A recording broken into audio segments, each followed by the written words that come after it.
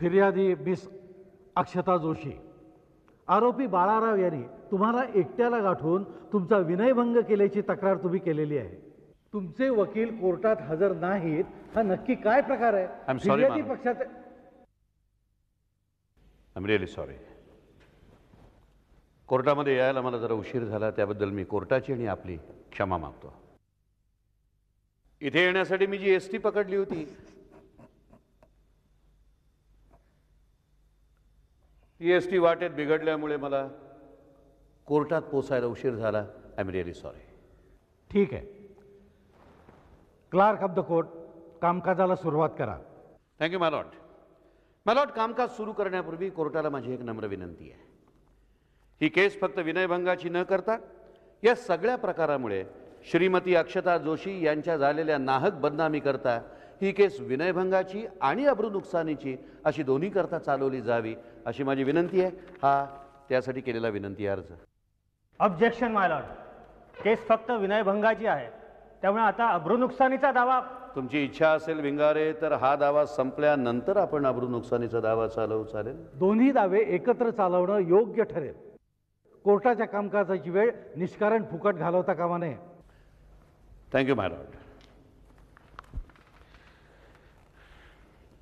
बंटीची वाट पाहत राहिलो म्हणून उशीर झाला. तो अचानक बाहेर गावी गेलाय. अचानक बाहेर गावी? Mister Pawar, proceed please. Yes my Lord. My Lord, आरोपी बाळाराव यानं अक्षता जोशी यांच्या राहत्या बंगल्यावर जाऊन रात्री त्यांना एकटं गाठून त्यांचा विनयभंग केला. म्हणजे नक्की काय केलं? मला वाटतं तेच मी सांगतोय. मला वाटतं मला जर बोलू दिलं मिस्टर भिंगारे. माय लॉर्ड, आरोपीने फिर्यादीशी कुठल्याही प्रकारचं गैरवर्तन केलेलं नाहीये. गैरवर्तन केलेलं आहे माय लॉर्ड. हा दावा केवळ राजकीय दबावामुळे माझ्या अशिलावर लावला गेलाय आणि तो काढून टाकावा. हे पहा, केलेले आरोप योग्य आहेत नाही, त्यात काही तथ्य आहे किंवा नाही हे बघणं हे कोर्टाचं काम आहे मिस्टर भिंगारे, आपलं नाही. Order order. मिस्टर भिंगारे, तुम्हाला बोलण्याकरता आणि प्रश्न विचारण्याकरता वेगळा वेळ देण्यात येईल. आक्रमकपणे बोलून तुम्ही निष्कारण कोर्टाच्या कामात अडथळे आणू नका. Please proceed. Thank you my Lord. तर माय लॉर्ड, आरोपी बाळाराव यानं अक्षता जोशी यांच्या राहत्या बंगल्यावर जाऊन रात्री त्यांना एकटं गाठून त्यांचा विनयभंग केला.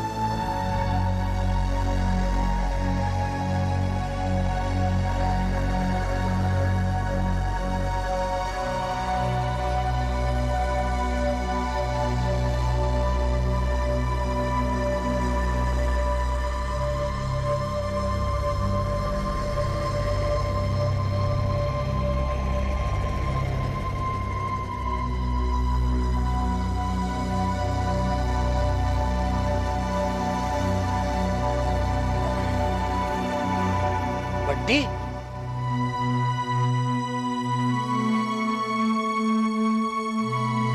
बंटी, हे बंटी, बंटी,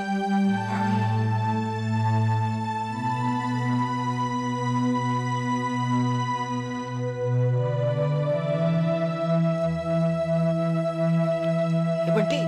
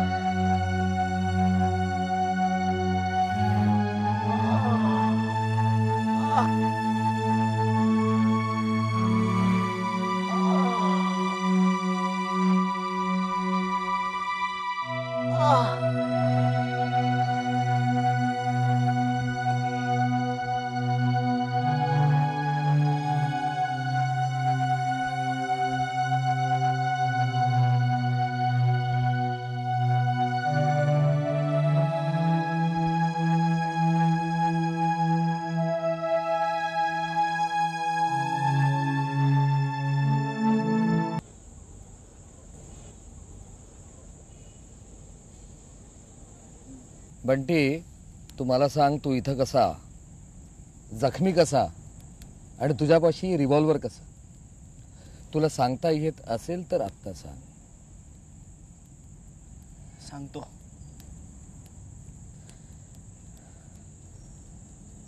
मला काही अतिरेक्यांनी पकडून नेलं होतं आणि त्यांनीच ही मारहाण केली. त्यातला एक बेसावध होता. तेव्हा मी त्याच्याकडचं पिस्तूल हिसकावलं आणि त्या दोघांना मारलं आणि तसाच तिकडून सटकलो.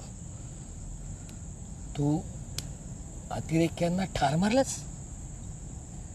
एकाला नाही, दोघांना. बंटी,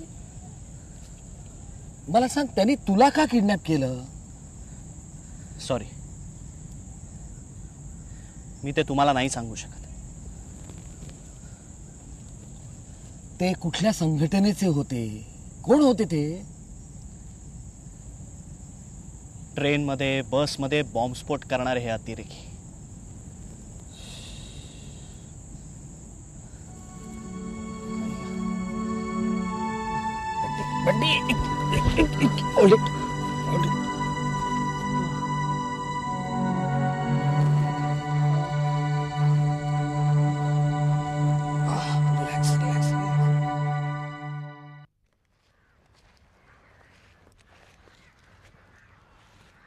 रेंज पाहत आहे? हो. मी आधीच पाहिली आहे. नाही मिळत आहे इथे कुठे. आपण नक्की आहोत कुठे? मुंबईपासून किती लांब आहोत? मुंबईपासून जवळजवळ 250 किलोमीटर लांब.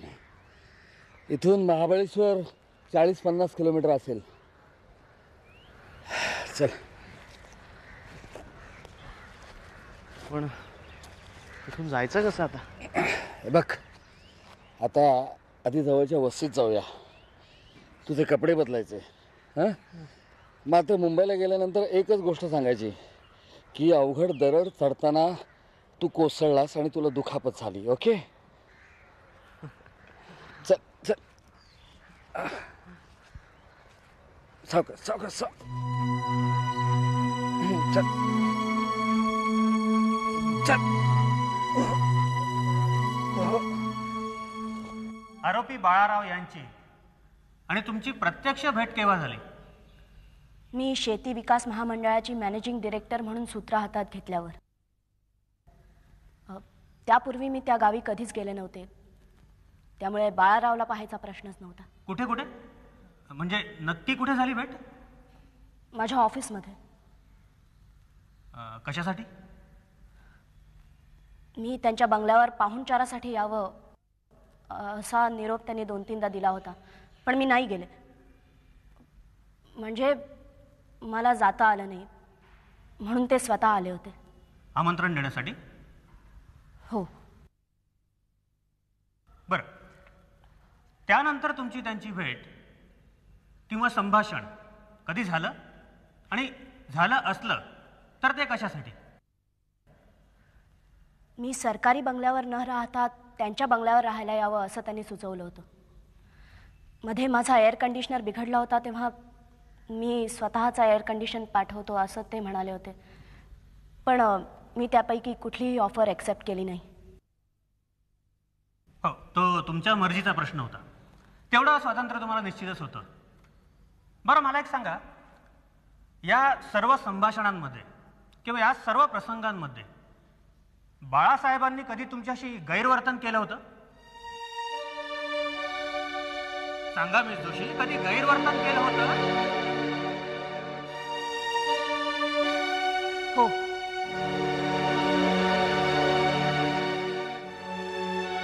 खोटं, साफ खोटं.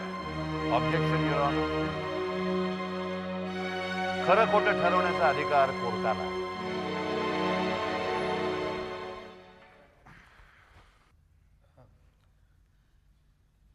काय गैरवर्तन केलं होतं? सांगा, काय गैरवर्तन केलं होतं? माझी इच्छा नसताना मी त्यांच्या भेटींचा किंवा आमंत्रणांचा स्वीकार केला नसताना मी तो करावा असं ते मला सारखं सुचवत होते, सांगत होते. असं करायचं कारण? मी त्यांच्या होला हो करावा अशी त्यांची अपेक्षा होती, पण मी नाही म्हटलं म्हणून त्यांचा अहंकार दुखावला गेला असेल. हा त्यांच्या वागण्याचा तुम्ही लावलेला अर्थ आहे. माय लॉर्ड, हे सगळे मिस जोशींच्या मनाचे खेळ आहेत. प्रत्यक्षात बाळाराव अत्यंत प्रतिष्ठित, समंजस आणि सुसंस्कृत गृहस्थ आहेत. केवळ सौजन्य आणि आदरापोटीच त्यांनी मिस जोशींना वेळोवेळी भेटी आणि आमंत्रणं दिल्या. त्यात त्यांचा कुठलाही स्वार्थी हेतू नव्हता. मिस जोशी त्यांच्यावर बिनबुडाचे आरोप करून त्यांची प्रतिमा डागाळण्याचा प्रयत्न करतायत. चूक आहे, साफ मोठे चूक आहे. हेच बरोबर आहे मिस जोशी. त्या रात्री सुद्धा बंगल्यावर बाळाराव तुमच्याशी फक्त बोलायला आले होते, नाही. फक्त तुम्हाला भेटायला आले होते. नाही. बरोबर आहे, हेच बरोबर आहे मिस जोशी, नाही, हेच बरोबर चूक आहे. मिस जोशी, कोर्टाला सांगा बाळाराव त्या रात्री तुमच्या बंगल्यावर कशासाठी आले होते. सांगा मिस जोशी, बाळाराव कशासाठी आले होते. जोशी, सांगा कोर्टाला बंगल्यावर बाळाराव कशासाठी आले होते.